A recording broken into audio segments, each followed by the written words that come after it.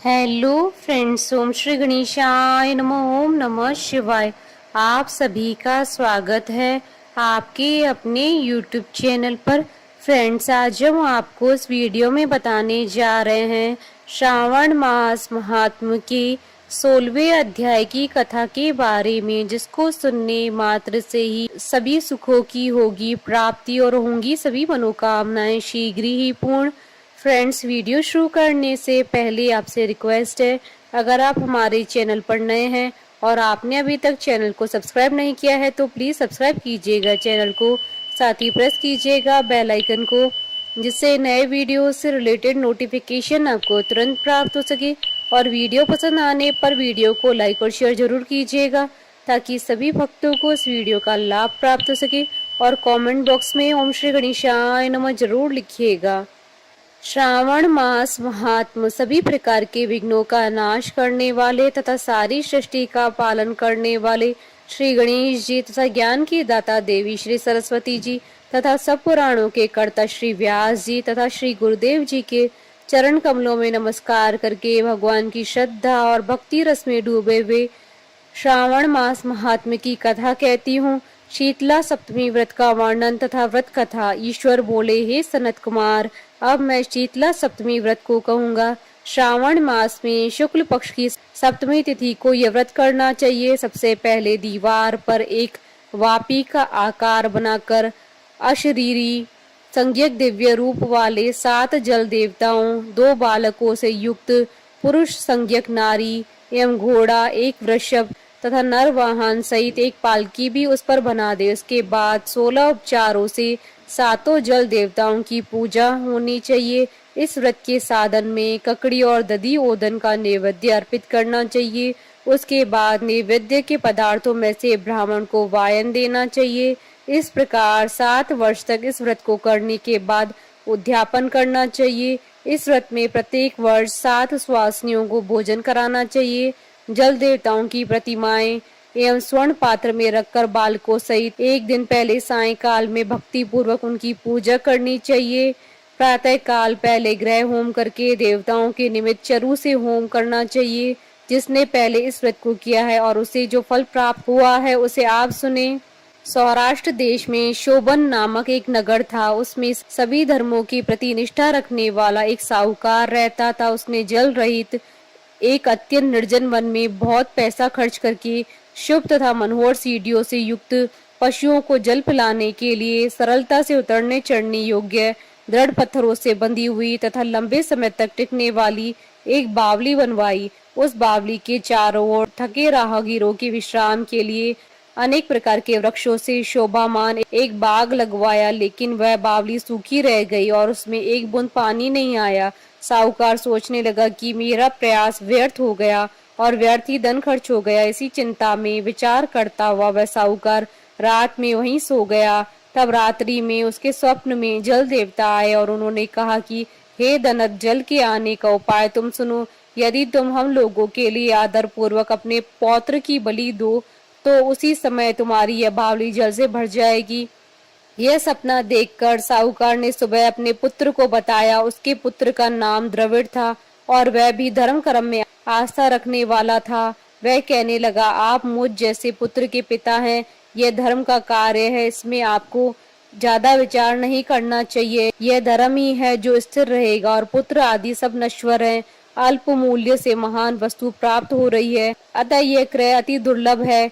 इसमें लाभ ही लाभ है। शीतांशु और चंडांशु ये मेरे 2 पुत्र हैं।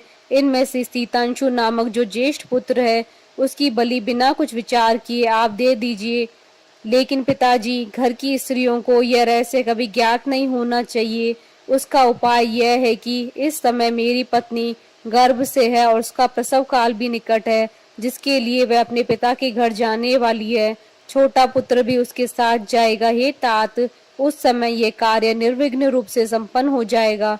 पुत्र की यह बात सुनकर पिता उस पर अत्यधिक प्रसन्न हुए और बोले, हे पुत्र, तुम धन्य हो और मैं भी धन्य हूँ जो कि तुम जैसे पुत्र का मैं पिता बना। इसी बीच सुशीला के घर से उसके पिता का बुलावा आ गया और वह जाने लगी। तब उसके ससुर तथा पति ने कहा कि यह ज्येष्ठ पुत्र हमारे पास ही रहेगा, तुम इस छोटे पुत्र को ले जाओ। इस पर उसने ऐसा ही किया। उसके चले जाने के बाद पिता पुत्र ने उस बालक के शरीर में तेल का लेप किया और अच्छी प्रकार से स्नान कराकर सुंदर वस्त्र या आभूषणों से अलंकृत करके पूर्वाषाढ़ा तथा शतभिषा नक्षत्र में उसे प्रसन्नता पूर्वक बावली के तट पर खड़ा किया और कहा कि बावली के जल देवता, इस बालक के बलिदान से आप प्रसन्न हो। उसी समय वह बावली अमृत तुल्य जल से भर गई। वे दोनों पिता पुत्र शोक व हर्ष से युक्त होकर घर की ओर चले गए। सुशीला ने अपने घर में तीसरे पुत्र को जन्म दिया और 3 महीने बाद अपने घर जाने को निकल पड़ी। मार्ग में आते समय वह बावली के पास पहुंची और उस बावली को जल से भरा हुआ देखा तो वह बहुत ही आश्चर्य में पड़ गई। उसने उस बावली में स्नान किया और कहने लगी कि मेरे ससुर का परिश्रम एवं धन का व्यय सफल हुआ। उस दिन श्रावण माह की शुक्ल पक्ष की सप्तमी तिथि थी और सुशीला ने शीतला सप्तमी नामक शुभ व्रत रखा था। उसने वहीं पर चावल पकाए और दही भी ले आई। उसके बाद जल देवताओं का विधिवत पूजन करके दही भात तथा ककड़ी फल का नैवेद्य अर्पण किया तथा ब्राह्मणों को वायन देकर साथ के लोगों के साथ मिलकर उसी नैवेद्य अन्न का भोजन किया। उस स्थान से सुशीला का ग्राम 1 योजन की दूरी पर स्थित था। कुछ समय बाद वह सुंदर पालकी में बैठ दोनों पुत्रों के साथ वहां से चल पड़ी। तब वे जल देवता कहने लगी कि हमें इसका पुत्र जीवित करके इसे वापस करना चाहिए, क्योंकि इसने हमारा व्रत किया है। साथ ही यह उत्तम बुद्धि रखने वाली स्त्री है। इस व्रत के प्रभाव से इसे नूतन पुत्र देना चाहिए। पहले उत्पन्न पुत्र को यदि हम ग्रहण किए रह गए तब हमारी प्रसन्नता का फल ही क्या। आपस में ऐसा कहकर उन दयालु जल देवताओं ने बावली में से उसके पुत्र को बाहर निकालकर माता को दिखा दिया और फिर उसे विदा किया। बाहर निकलकर वह पुत्र माता माता पुकारता हुआ अपनी माता के पीछे दौड़ पड़ा। अपने पुत्र का शब्द सुनकर उसने पीछे मुड़कर देखा। वहां अपने पुत्र को देखकर वह मन ही मन बहुत चकित हुई। उसे अपनी गोद में बिठाकर उसने उसका माथा सूंघा, किंतु यह डर जाएगा, इस विचार से उसने पुत्र से कुछ नहीं पूछा। वह अपने मन में सोचने लगी कि यदि इसे चोर उठा लाए तो यह आभूषणों से युक्त कैसे हो सकता है, और यदि पिशाचों ने उसे पकड़ लिया तो दोबारा छोड़ क्यों दिया। घर में संबंधी जन तो चिंता के समुद्र में डूबे होंगे। इस प्रकार सुशीला सोचती हुई नगर के द्वार पर आ गई। तब लोग कहने लगे कि सुशीला आई है। यह सुनकर वे पिता पुत्र अत्यंत चिंता में पड़ गए कि वह न जाने क्या कहेगी और उसके पुत्र के बारे में हम क्या जवाब देंगे। इसी बीच वह तीनों पुत्रों के साथ आ गई। तब ज्येष्ठ बालक को देखकर सुशीला के ससुर तथा पति घोर आश्चर्य में पड़ गए और साथ ही बहुत आनंदित भी हुए। वे कहने लगे, हे शुचि स्मृते, तुमने कौन सा पुण्य कर्म किया अथवा व्रत किया था। हे भामिनी, तुम पतिव्रता हो, धन्य हो और पुण्यवती हो। इस शिशु को मरे हुए 2 माह बीत चुके हैं और तुमने इसे फिर से प्राप्त कर लिया, और वह बावली भी जल से परिपूर्ण है। तुम एक पुत्र के साथ अपने पिता के घर गई थी, लेकिन वापस तीनों पुत्रों के साथ आई हो। हे सुब्रू, तुमने तो कुल का उद्धार कर दिया। हे शुभानने, मैं तुम्हारी कितनी प्रशंसा करूं। इस प्रकार ससुर ने उसकी प्रशंसा की। पति ने उसे प्रेम पूर्वक देखा और सास ने उसे आनंदित किया। उसके बाद उसने मार्ग के पुण्य का समस्त वृतांत सुनाया। अंत में उन सभी ने मनोवांछित सुखों का उपभोग करके बहुत आनंद प्राप्त किया। हे वत्स, मैंने इस शीतला सप्तमी व्रत को आपसे कह दिया।